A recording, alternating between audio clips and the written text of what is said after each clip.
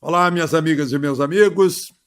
Hoje é um dia especial, eu não estou no estúdio, estou aqui na casa de um amigo de São Paulo, um amigo de mais de 40 anos, aqui no Jardim América, e eu quero pedir desculpas para vocês que ontem eu falhei ao nosso encontro, né?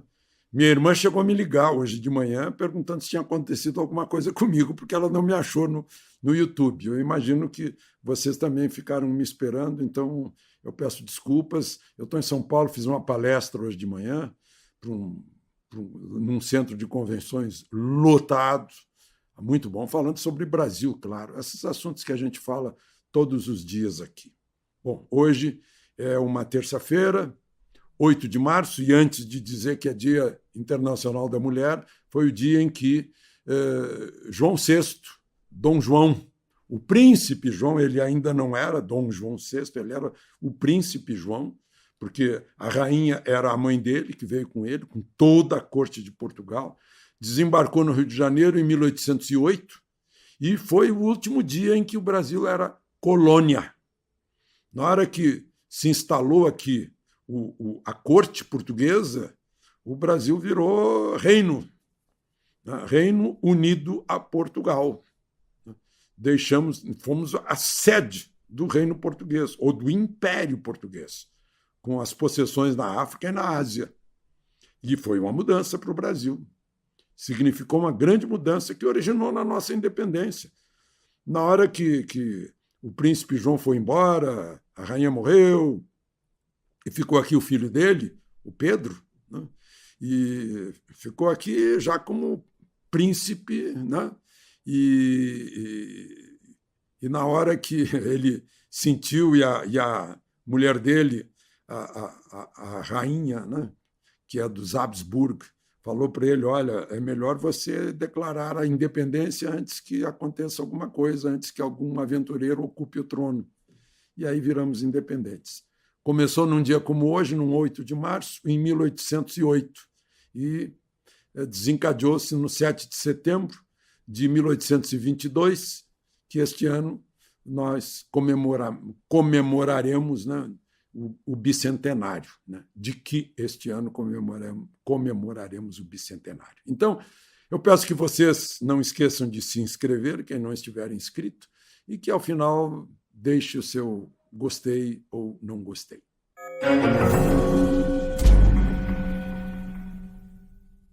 Bom, eu esqueci de ressalvar que eu não estou no estúdio, então pode entrar barulho aqui de algum avião, helicóptero, papagaio, obra, buzina, e vamos em frente. Bom, 8 de março também é o Dia Internacional da Mulher. Foi assim que eu abri a minha a palestra de hoje, dizendo que é costume homenagear as mulheres e tal, né? Mas vamos pensar, nós homens, vamos pensar, as mulheres na nossa vida, né? A nossa mãe, isso é básico, é aquela dependência que veio lá do útero. E essa dependência está impregnada na gente, está impregnada. A gente depende sempre das mulheres. Depende da namorada, da noiva, da esposa, né? Que é aquela opinião da intuição feminina que a racionalidade, a lógica masculina não alcançam. A intuição feminina é maior. Eu, quando saí para São Paulo, fui para o aeroporto, eu estava com um paletó meio chique demais. Minha mulher disse: mas você vai com esse paletó? Vamos pensar que é parte de um terno, né? Por que você não vai com aquele blazer que eu te dei? E aí eu vim com o blazer para fazer a palestra, né? Agora está muito calor aqui, eu estou sem ele. Mas é essa dependência, esse toque, né? Que sempre melhora a vida da gente. Então, as mulheres da nossa vida, a nossa avó na infância, como nos conduziu, né? A nossa mãe, as nossas tias, né? As nossas primas, a minha irmã, que hoje ligou preocupada, né?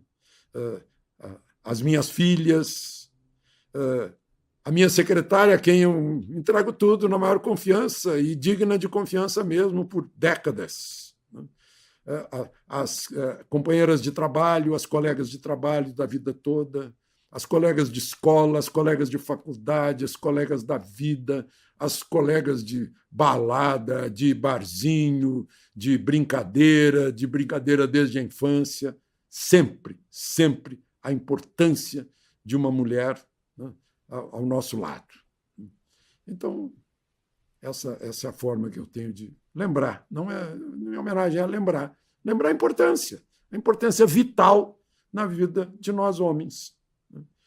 Em tempos em que tem um idiota aqui, quando eu cheguei do aeroporto, eu passei ao lado da Assembleia Legislativa e pensei, bom, aí agora está com 10 processos de cassação de mandato. Ele já anunciou que está saindo do MBL, está se desvinculando do Podemos, né? Deve estar com medo de atingir Moro. As manifestações de Moro, meu Deus, é uma falta de coerência, acho que vai continuar caindo, né? Mas, enfim, nesse Dia Internacional da Mulher, em Brasília houve manifestações, no Palácio do Planalto, inclusive. Eu ouvi o discurso da primeira-dama, Michele, ótimo, né? Diz que que o marido dela é o primeiro presidente cor-de-rosa do Brasil. Ele estava com uma gravata cor-de-rosa e ele ficou todo cor-de-rosa e emocionado, né? Eu sei que ali também tem que ouvir a Michele, né?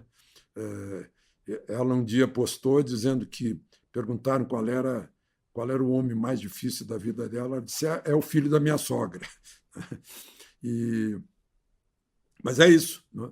Os homens difíceis, as mulheres difíceis, né? E aí, o diabo, a gente lembra daquela frase idiota, daquele idiota, das mulheres fáceis porque são pobres, lá na Ucrânia. Meu Deus do céu. Bom, vamos em frente.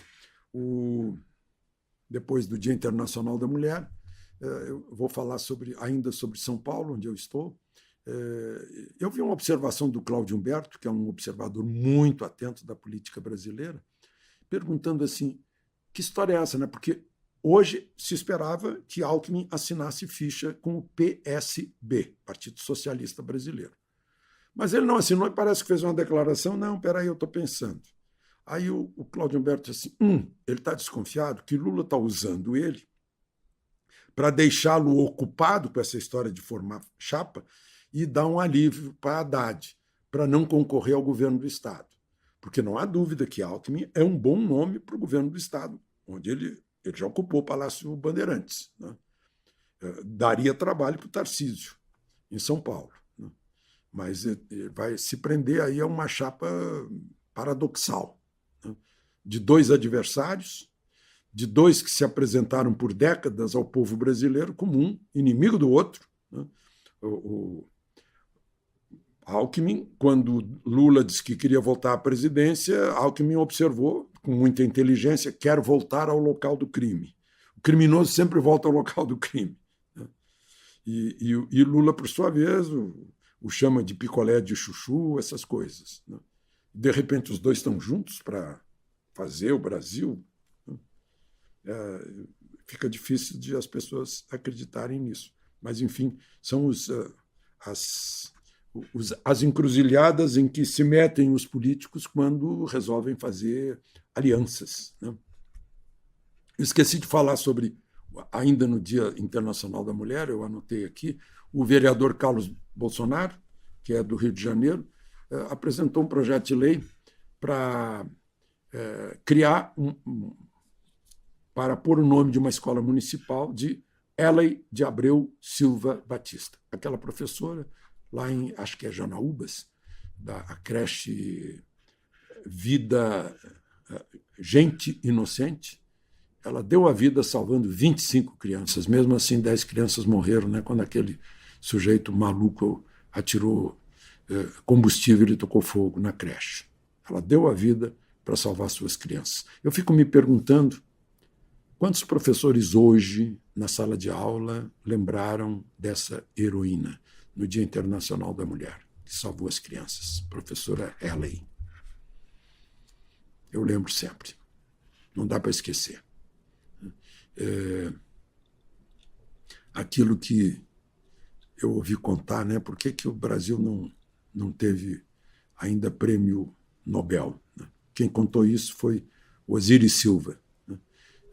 Que aí ele estava lá na academia sueca e perguntou lá para um integrante da academia, e no final o integrante disse: é porque vocês são destruidores de heróis. Parece que nossos heróis são herói invertido.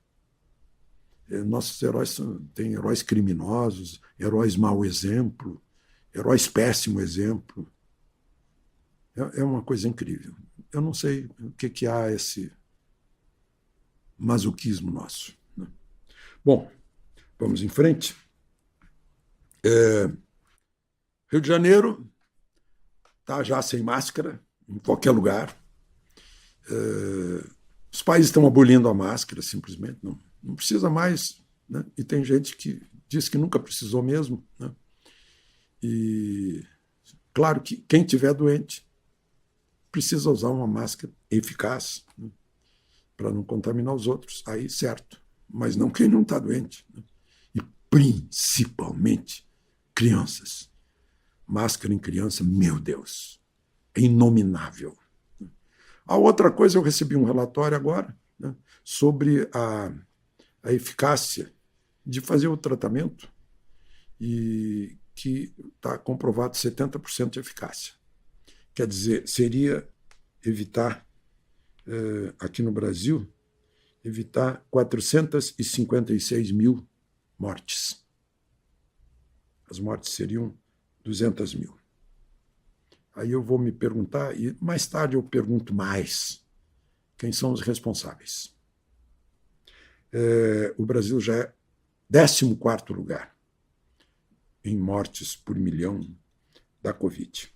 Bom, Estados Unidos está anunciando, né, bloqueou o petróleo russo, e aí de cara os punidos, os sancionados, são os consumidores americanos, os motoristas americanos.